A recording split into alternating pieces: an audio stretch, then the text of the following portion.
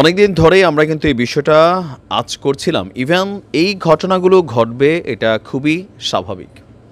কেন ঘটবে?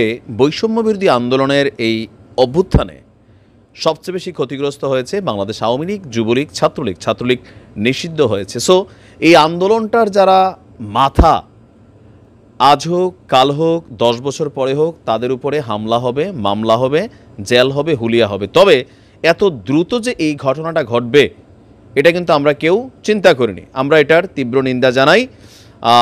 কারা এই ঘটনা ঘটিয়েছে আপনারা ইতিমধ্যে জানেন যে বৈষম্যবিরোধী ছাত্র আন্দোলনের মুখ্য সংগঠক আব্দুল হান্নান মাসুদ এবং কেন্দ্রীয় সমন্বয়ক রাসেল, এই দুজনকে অবরুদ্ধ করে ব্যাপক মারধর করা হয়েছে। আর এই অভিযোগ হচ্ছে ছাত্রলীগের বিরুদ্ধে। আপনার আজকে বিকালে চট্টগ্রাম নগরের ওয়াসা মোড়ের এলাকার একটি অফিসে এই হামলার ঘটনাটি ঘটেছে। রাসেলের বক্তব্য, ছাত্রলীগ নিয়ন্ত্রিত ডট গ্যাংয়ের সদস্যরা, নাম কি ডট গ্যাংয়ের সদস্যরা এই হামলা চালিয়েছে। চট্টগ্রাম নগরের দক্ষিণ জোনের উপকমিশনার ডিসি শাকিলা বলছেন যে সমন্বয়কদের উপর হামলার একটা অভিযোগ শুনেছি, আমরা বিস্তারিত খবর নিচ্ছি। তবে সমন্বয়কদের পক্ষ থেকে থানায় কোনো লিখিত অভিযোগ দেওয়া হয়নি। ঘটনাটি তদন্ত সাপেক্ষে আইনগত ব্যবস্থা নেওয়া হচ্ছে। এই জায়গাতে একটা প্রশ্নবোধক চিহ্ন। ডট গ্যাং হিসাবে যাদেরকে ছাত্রলীগ চিহ্নিত করা হচ্ছে, গণমাধ্যমে চলে আসছে তারা ছাত্রলীগ, তো আপনারা কেন মার খাওয়ার এতক্ষণ পর্যন্ত থানায় লিখিত অভিযোগ দেননি?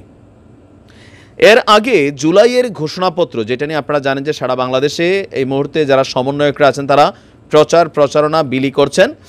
ঘোষণাপত্রের পক্ষে চট্টগ্রাম অঞ্চলের দায়িত্ব নিয়েছিল আব্দুল হান্নান মাসুদ এবং কেন্দ্রীয় সমন্বয়ক রাসেল। চট্টগ্রামের বিভিন্ন জায়গায় তারা পথসভা, জনসংযোগ এবং লিফলেট বিতরণে এই মুহূর্তে আছে।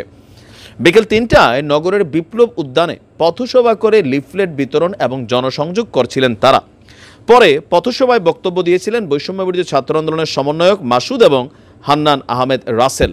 তবে তাদের সাথে যেই জায়গাটাতে ঘটনাটা ঘটছে, তাদেরকে আসলে কিভাবে অবরুদ্ধ করা হলো, কিভাবে ছাত্রলীগের ডট গ্যাংয়ের সদস্যরা নিয়ন্ত্রিত, যেটা ছাত্রলীগ কর্তৃক নিয়ন্ত্রিত তাদের দাবি, তারা সেইখানে কিভাবে গেল, নাকি আসলে এখানে অন্য কোনো গ্যাংয়েরই সদস্যরা ছিল যাদেরকে ছাত্রলীগ ট্যাগ দেওয়া হচ্ছে, এখানে ছাত্রলীগের চিহ্নিত কমিটিতে ছিল জেলা, উপজেলা অথবা বিভাগীয় পর্যায়ে এমন কোনো নেতার অস্তিত্ব কি ছিল, নাকি কোনো একটা গ্যাং আগে কাজ করছে ছাত্রলীগের সাথে, তারা বিভিন্ন সম্পর্ক ছিল, সেরকম একটা গ্যাংয়ের সাথে হয়তো এই ঘটনাটা ঘটে গেছে, তারপর ছাত্রলীগের নাম বলা হচ্ছে।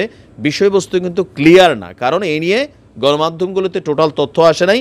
যতটুকু আসছে যে ডট গ্যাং যারা ছাত্রলীগ কর্তৃক একসময় নিয়ন্ত্রিত হইতো তারা এই হামলার ঘটনা ঘটাই দিছে।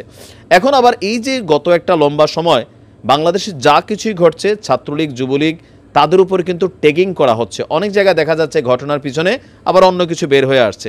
আবার এমনও হচ্ছে সারা বাংলাদেশে কমিটিকে কেন্দ্র করে এই ছাত্ররা একে অন্যের উপর কিন্তু হামলা চালাচ্ছে। গতকালকে বৈষম্যবিরোধী কেন্দ্রীয় কার্যালয়ের মধ্যে যে হাতাহাতির ঘটনা ঘটছে, এটারে কিন্তু তারা আবার অস্বীকার করছে। আমরা দেখছি গণমাধ্যমে ছবি আসছে 3 জন মার খাইয়া হাসপাতালে আছে। এখন এই বিষয়গুলো কেন বললাম, যে দেখেন, আমার তো মনে হয় না যে ছাত্রলীগের এই মুহূর্তে এত সাহস আছে যে কি বলা হয় যে তারা আইসা হান্নান মাসুদ সমন্বয়কদের মধ্যে টপ একজন সমন্বয়ক, তার গায়ে হাত তুলবে বা এখান থেকে মাইরা তারা চলে যাবে। তো তাদের সাথে তো দেখছি আমরা বিশাল মানুষের একটা বহর। তো ওই মানুষগুলা কই ছিল? বাকিরা যারা আছে তারা আসলে কি করছে? মাইরের পরিমাণই বা কি?